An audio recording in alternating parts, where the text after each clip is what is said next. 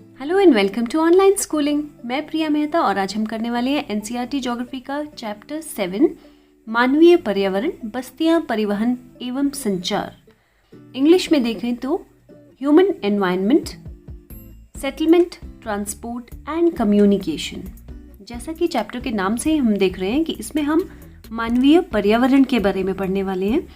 आपको शायद कुछ ध्यान होगा, हमने चैप्टर 1 में अर्ली ह्यूमंस के बारे में पढ़ा था, यानी प्रारंभिक मानव के बारे में, जिसमें हमने देखा था कि प्रारंभिक मानव जो है वो अपने भोजन के लिए, वस्त्र के लिए, यहाँ तक कि अपने घर के लिए भी पूरी तरह से प्रकृति पर निर्भर करता था।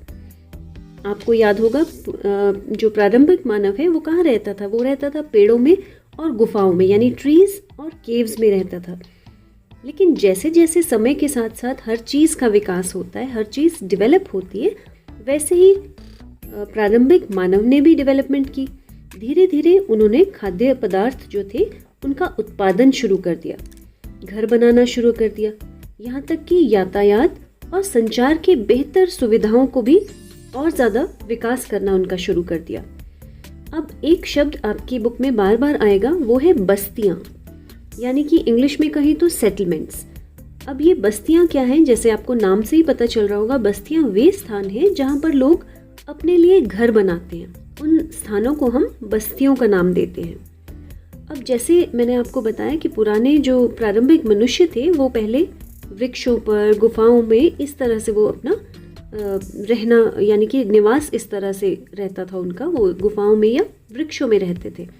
लेकिन जैसे जैसे उन्होंने जब फसलें उगाना शुरू कर दिया, तब क्या हुआ कि उन्होंने अपने लिए एक स्थायी घर बनाना ज़रूरी समझा। स्थायी घर क्या होता है कि जब हम मान लीजिए जैसे हमने क्रॉप्स उगाई हैं, कोई भी फसल हमने जब उगाई है, तो उस फसल को उगाने के साथ साथ उसकी देखभाल भी तो करनी पड़ती है ना? तो इसलिए देखभाल कब कर पाएंगे? जब हम उस खेत के, उस जिस भी फील्ड में हमने वो फसल लगाई है, उस फील्ड के हम आसपास रहें, है ना? तो इसलिए ये बहुत आवश्यक हो गया था, बहुत इम्पोर्टेंट हो गया था ये, कि उनका घर भी उसी फसल, जहाँ पर उन्होंने फसल उगाई है उसी के आसपास उनका घर हो। इसलिए उन्होंने वहीं पर रहना भी शुरू कर दिया जहाँ पर उन्होंने फसलें उगानी शुरू कर दी। अब देखिए, कहीं भी रहने के लिए कुछ चीज़ें ऐसी होती हैं जो कि बहुत अनिवार्य हैं, यानी कि जब भी हम कहीं घर बनाते हैं तो कुछ एक हमारी रिक्वायरमेंट्स, कुछ एक हमारी ऐसी ज़रूरतें होती हैं जो कि बहुत ज़रूरी हैं, तभी हम वहाँ पर रह पाते हैं आराम से।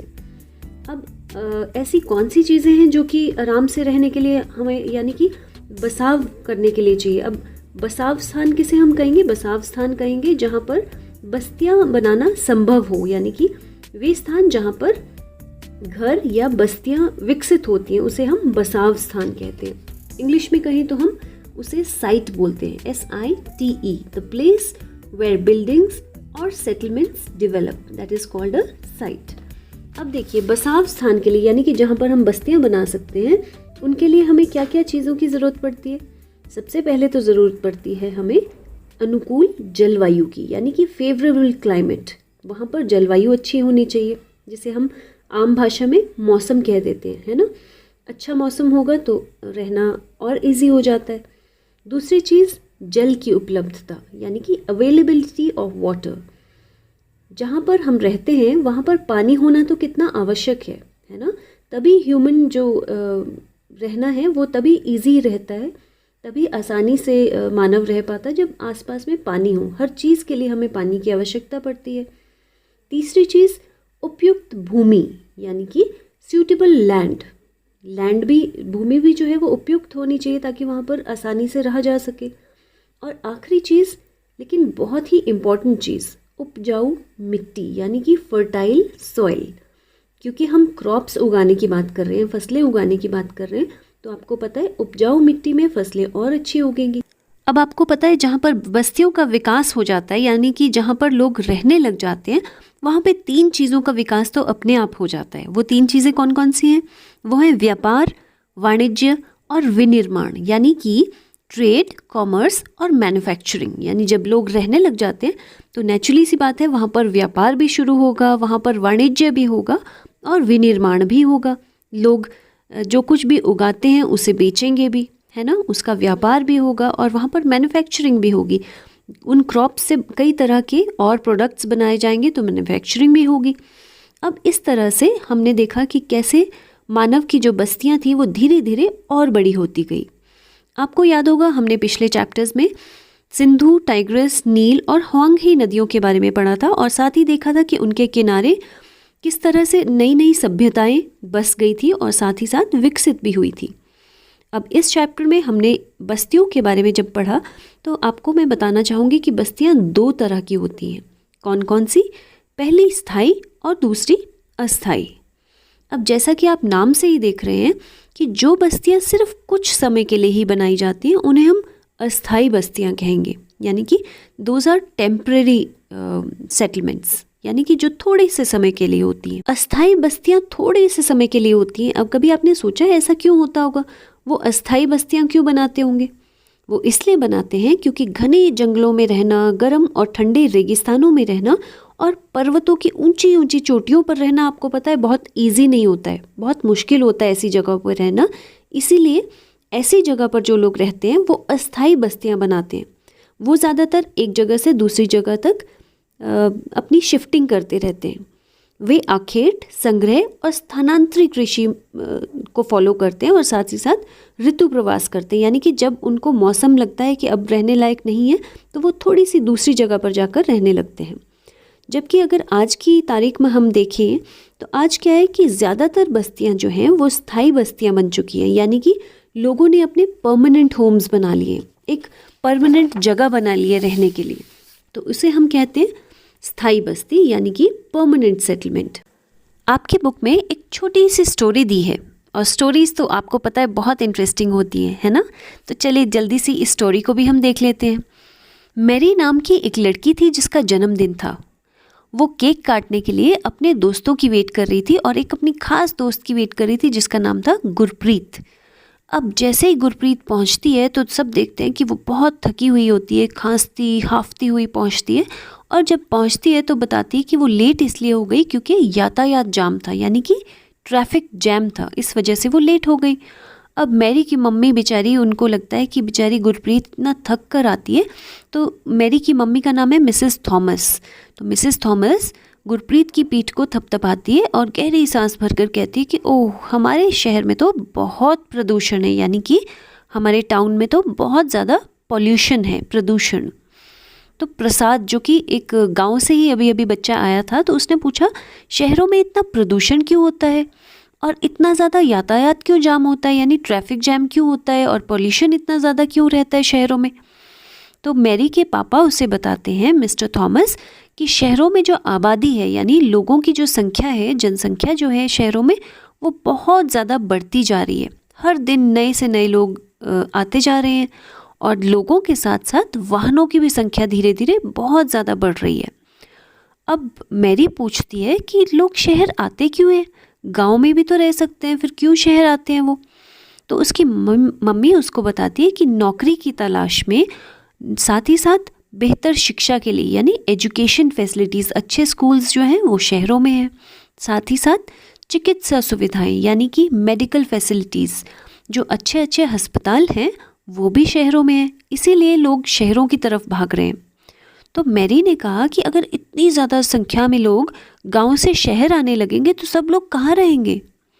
अब मिसेस थॉमस ने कहा कि यही तो कारण है, इतनी ज़्यादा जनसंख्या बढ़ गई है, सब जगह जो शहर हैं वो इतने ज़्यादा क्यों पॉल्यूटेड हो गए हैं, क्यों इतने ज़्यादा सघन बस्तियां बस गई हैं, क्योंकि सारे लोग जो हैं वो गांव से शहर की तरफ आ गए हैं। और इसी के साथ साथ क्या हो गया है कि बस्तियां बहुत गंदी गंदी होने लगी हैं और अवैध कब्जे हो गए। अवैध कब्जे क्या होते हैं?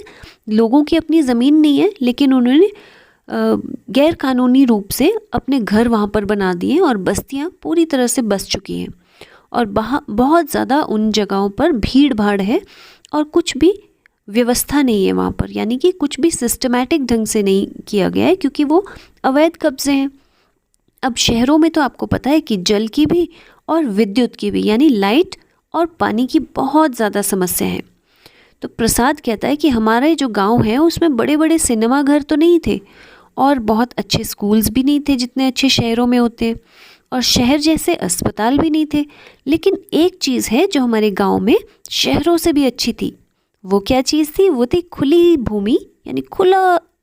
आपको जब जहाँ तक दूर तक आप देखते हैं आपको बहुत खुले खेत नज़र आते हैं, और साथ ही साथ सांस लेने के लिए बहुत ताज़ी हवा मिलती है हमारे गांव में।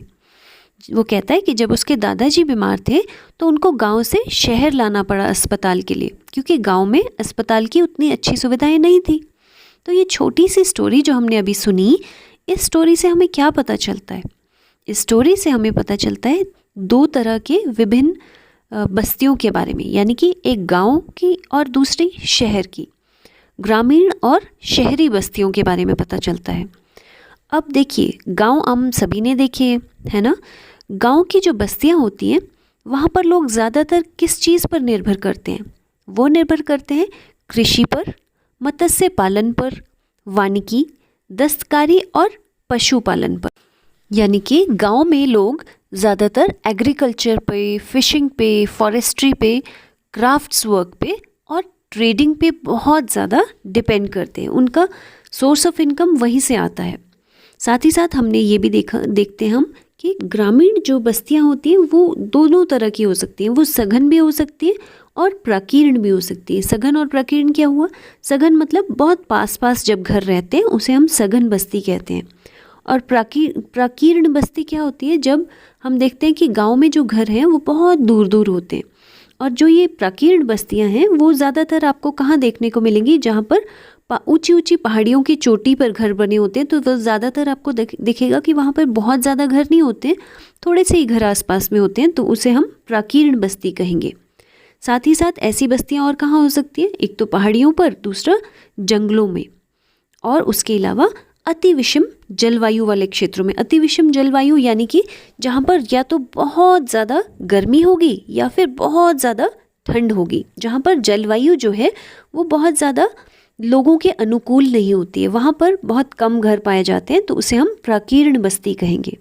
ग्रामीण क्षेत्रों में जो आपको घर दिखने को मिलेंगे वो हमेशा पर्यावरण के अनुकूल बनाए जाते हैं, यानी कि मौसम को देखते हुए घर बनाए जाते हैं। जैसे कि बहुत ज़्यादा जो वर्षा वाले क्षेत्र होते हैं वहाँ पर आपको जितने भी घर देखने को मिलेंगे वो ढाल वाली छतें होंगी, यानी कि स्लांटिंग रूफ्स होंगी उनकी। स्लांटिंग रूफ्स किस लिए होंगी? तो ताकि जब वर्षा आए तो वो रूफ्स पर, छतों पर टिक ना पाए और नीचे पानी गिर जाए।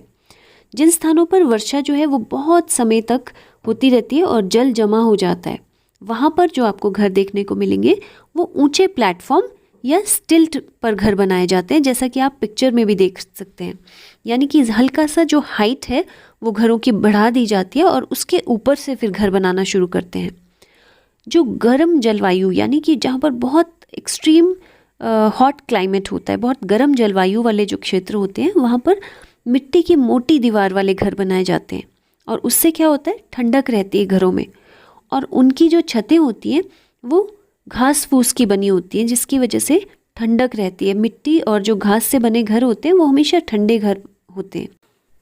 इन घरों के निर्माण के लिए जो सामग्री यूज़ होती है वो हमेशा स्थानीय सामग्री यूज़ करते हैं, जैसे कि पत्थर, पंख, चिकनी मिट्टी, तृण आदि। तृण बोलते हैं स्ट्रॉज को। तो इस तरह से वो लोकल ही मटेरियल यूज़ करते हैं जब भी घर गांव में बनाए जाते हैं। अब बात करते हैं नगरीय बस्तियों की।